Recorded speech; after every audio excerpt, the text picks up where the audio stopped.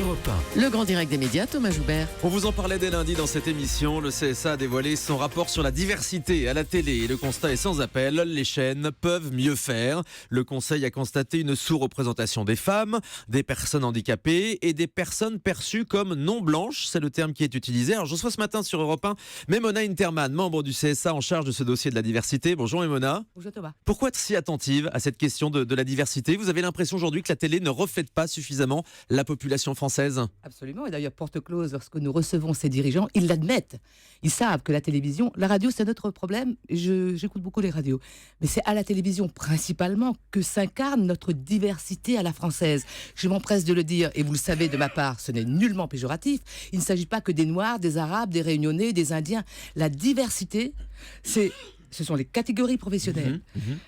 Et catégories sociales. Qu'est-ce qui se passe ? C'est que depuis 2013, nous observons que les catégories sociales supérieures sont surreprésentées. Elles sont à l'antenne pour 75% des personnes que nous avons indexées, alors que d'après l'INSEE, elles sont 20%. Vous aimeriez que la télévision reflète davantage la réalité sociale de la France ? Mais écoutez, pas que moi. Je pense que les dirigeants de l'audiovisuel, ceux qui concourent à la fabrication des fictions, des documentaires, de tout ce qui peuple nos antennes, pour ces gens-là, la diversité, c'est bon pour le business. La diversité fait vendre les programmes. La diversité fera en sorte que la France soit mieux incarnée à l'étranger et que les jeunes ne désertent pas les télévisions à l'ancienne. Alors comment ça se fait qu'il y a ce manque de couleur et de diversité à la télévision selon vous ? Qu'est-ce qu'ils vous disent les dirigeants de chaîne ? Je ne veux pas jeter la pierre aux dirigeants de chaîne, j'essaie de les encourager, j'essaie de faire en sorte qu'ils en prennent conscience et je pense qu'ils en sont conscients. Je viens de croiser Denis Oliven, le patron d'Europe 1. Et je lui ai dit, c'est vrai, en écoutant Europe 1, j'ai parfois le sentiment que sa radio est plus civique, réactive que d'autres. Je dis au président de chaîne, notamment sur la base d'un rapport que je suis allé faire au nom du CSA avec des experts du CSA aux États-Unis et en Allemagne, qu'il y a une place pour un peu plus d'audace. Nous, on est en retard. En France, on est en retard sur cette question-là. Nous sommes nettement en retard avec une grande difficulté. C'est que contrairement aux États-Unis, nous n'avons pas d'instrument de mesure. C'est interdit par notre Constitution, très bien, mais on peut sortir de la logique purement comptable, un Réunionnais, 2 Mauriciens, 3 Africains, mais aller dans la logique qualitative. On les voit dans quel rôle ? Les Noirs, les Arabes, ceux qui ont des visages pas comme les vôtres, comme mes frères qui s'appellent Ahmed, Farouk, etc., ou des Aïcha et des Sarah, on les voit pour 34% des gens vus comme non-blancs. C'est que parmi les non-blancs à la télé, 34% de ceux qu'on voit sont vus dans des activités illégales, marginales. Ça veut dire on leur confie des rôles de voleurs, ce genre de choses. On construit une France où on voit l'autre comme un ennemi, comme un danger. Comment voulez-vous qu'on essaye de construire une société plus juste alors que la France, ce pays qui est le mien. Mon père était un Indien, un étranger jusqu'à la fin. Et nous avons tous des noms musulmans dans ma famille. Je n'ai aucun problème avec cela. La France a fait le job. La France a payé pour nous l'éducation, les soins. Qui meurt de faim aujourd'hui dans la rue ? Oui, il y a des gens qui sont dans la grande pauvreté. Les 9 millions de pauvres en France, où sont-ils dans les programmes ? Même pas dans l'info. Vous savez que dans l'info, lorsque l'info concerne des sujets franco-français, 90% des personnes indexées sont des gens optiquement qui sont blancs. Mais où sont les autres ? Alors vous dites qu'il ne faut pas rentrer dans une logique comptable, Memona Interman, mais c'est pourtant ce que vous faites. Vous comptez dans les programmes de télévision les personnes donc perçues comme non blanches. C'est un terme qui me paraît un petit peu bizarre d'ailleurs. On est sur la ligne de crête. Ce n'est pas moi qui ai inventé cette méthodologie. Elle a été agréée par des gens qui sont beaucoup plus experts que moi et des scientifiques beaucoup plus calibrés que ce que je peux être. On est obligé d'être un peu comme ça sur la marge. Mais encore une fois, les dirigeants de chaîne, les producteurs, parce que c'est pas que les dirigeants de chaîne, les producteurs ont une vraie responsabilité. Les scénaristes. Je suis allée aux États-Unis voir la guilde des scénaristes et ils m'ont dit il faut absolument travailler là-dessus parce que pour incarner nos histoires, il faut les écrire, donc il faut les former. On a une très belle école qui s'appelle la FEMIS, mais l'accès est réservé à des gens qui ont la culture en héritage. Moi, je n'ai pas eu la culture en héritage. Donc il faut les former dans d'autres écoles. Est-ce que le mieux ne serait pas que ce soit même pas une question ou un sujet s'il y a des présentateurs ou des héros de couleur, tant mieux dans les séries, mais finalement, il ne faudrait même pas avoir à le souligner. Écoutez, j'espère qu'un jour, on n'aura plus à souligner cet aspect, qu'on aura réussi à les montrer. Encore une fois, lorsque vous déplacez la rue, les universités, les hôpitaux, partout, vous voyez bien des gens qui vous accueillent, qui vous traitent.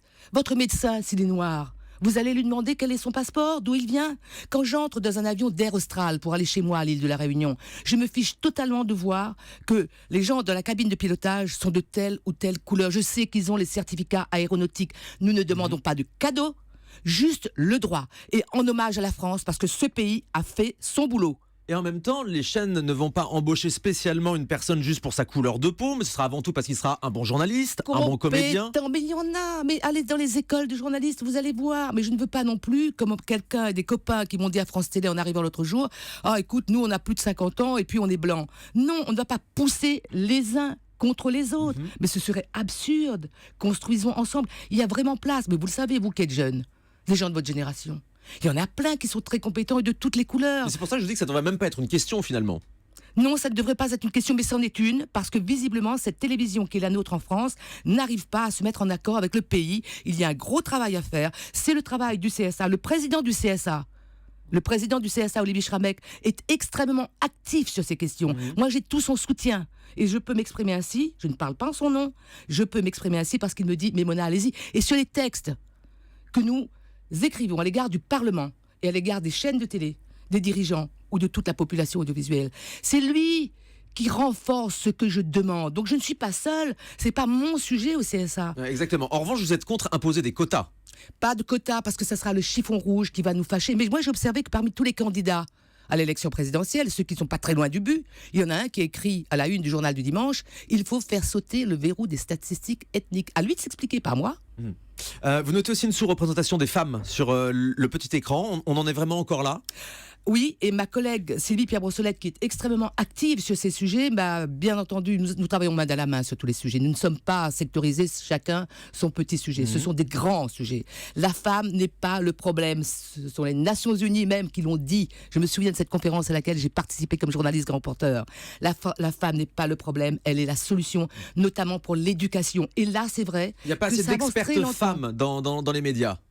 Généralement, ce sont plutôt des hommes qui s'expriment. Pas seulement les expertes, mais les rôles que vous voyez traités à la télé. Pourquoi est-ce que on ne mettrait pas... Je ne parle pas que des expertes en haut près du CAC 40. Cette petite couche-là, c'est important. Mais c'est le vaste flot de la société avec cette classe moyenne très éduquée, finalement. Ce sont ces femmes qui souvent acceptent des professions bien plus bas que leur qualification, que leur diplôme, et il y en a plein qui s'appellent Aïcha ou Sarah comme mes sœurs, et qui sont obligées de prendre des professions qui ne sont pas en adéquation avec ce qu'elles peuvent faire. Donc c'est pas que les expertes, c'est toute la société, et il ne s'agit pas de pousser les uns pour prendre la place des autres. Je suis la moitié d'une Bretonne, et je suis la moitié d'un Indien. Je suis à 1000% française et à 100% créole. Beau mélange en tout cas, Mémona. Il y a des animateurs qui luttent contre les discriminations, mettant à l'antenne toutes les couleurs, toutes les religions, et là je pense à Cyril Hanouna dans Touche pas à mon poste par exemple. Vous le félicitez ? Mais bien sûr, je le fais. Je sais que sur ce point-là, Cyril Hanouna est un homme qui sait être civique. Il est très, très, très vilain sur plein d'autres sujets, notamment les femmes. Sa façon d'être un peu, vulgaire, de s'attaquer à l'image, pas que des femmes. Mais Cyril, si vous nous écoutez, je suis allée dans des écoles, dans des lycées, très récemment à l'île de la Réunion, où nous vous écoutons beaucoup, on vous regarde beaucoup. Le problème, c'est que des profs me disent qu'en 10 minutes, vous arrivez à casser le boulot qu'ils font en 2 ans. Mais réfléchissez, vous-même, vous savez ce que c'est la France. Vous avez certainement enduré la discrimination, vous ou des gens de votre entourage. Faites gaffe. Il y a eu un exemple très récent d'ailleurs dans Touche pas à mon poste où Cyril Hanouna fait intervenir tout à fait normalement une jeune fille voilée sur son plateau et ça a suscité des commentaires extrêmement désagréables à tel point que l'animateur a dû faire une mise au point. Ça montre que c'est un sujet sensible. Mais il a le droit de faire venir une femme voilée. Où est le problème ? Moi j'ai porté un voile quand j'allais dans des pays en reportage. Ma famille à l'île de la Réunion, les Afégies, quand je vais de la boutique de tissus à Saint-Pierre, je suis au milieu d'eux et ces femmes portent le voile et tout le monde vient dans la boutique. Où est le problème ? Ça montre finalement que le CSA n'est pas tout le temps en lutte contre Touche pas à mon poste finalement, mais Mona Interman, il y a des bons points. Mais nous avons les yeux ouverts et nous essayons de regarder d'une façon honnête, intègre, mais en même temps, il faut tenir compte de ce que le public nous dit. Mais moi-même, j'ai même pas besoin des saisines du public pour savoir que dans certains cas, Cyril Hanouna n'a pas besoin d'utiliser toutes ces outrances. Je l'ai dit dans mon bureau au président de Canal+. Je lui ai dit, écoutez, faites en sorte qu'il soit un peu plus correct à l'égard de tout le monde. Il ne perdra pas d'audience. Dernière question, est-ce que le CSA va examiner les déclarations d'un chroniqueur de Touche pas à mon poste qui a raconté avant-hier qu'il avait montré un film érotico-pornographique à un enfant de 7 ans ? C'est un dérapage ? Vous savez quoi? Le CSA, c'est une collégialité. Et je ne me cache pas en disant ça. Je ne vais pas m'avancer sur le devant de la scène en disant « Pan, on va vous punir. On va l'examiner, on va regarder. » Et c'est moi qui suis la présidente du groupe de travail jeunesse et protection des mineurs. Et je vais sans doute m'occuper de la déontologie. C'est le président Schrambeck qui le décidera. Vous avez été alerté par des téléspectateurs à ce Exact. sujet-là. Mona Interman est notre invitée ce matin sur Europe 1, Merci membre Europe. du Merci CSA. beaucoup. A tout de suite avec Christine Béroux.